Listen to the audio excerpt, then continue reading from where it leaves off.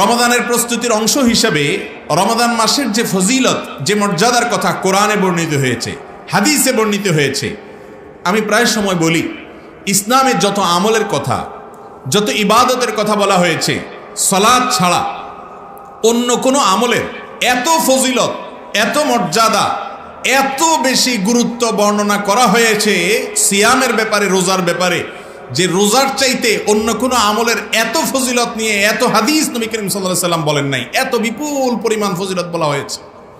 আর এই জন্য রোজা সম্পর্কে নবী করিম সাল্লাল্লাহু আলাইহি সাল্লাম বলেছেন যে হাদিসে কুদসিতে আল্লাহ বলেছেন, আস-সাওমু লি ওয়া আনা আজজি বি, রোজাটা বান্দা শুধু আমার জন্য করে। অন্যগুলোতে ভেজাল হতে পারে, রোজাতে ভেজাল হওয়ার সম্ভাবনা নাই, কারণ মানুষের সামনেও পানাহার করে না, মানুষের লোকচক্ষুর পেছনেও পানাহার করে না, সব সময় সে পানাহার বর্জন করে। তার মানে এটা আল্লাহর জন্য, অন্য কারোর জন্য না। অন্য কারোর জন্য হলে তো একাকে গিয়ে খাইতো চুপে চাপে, সেটা তো খায় না।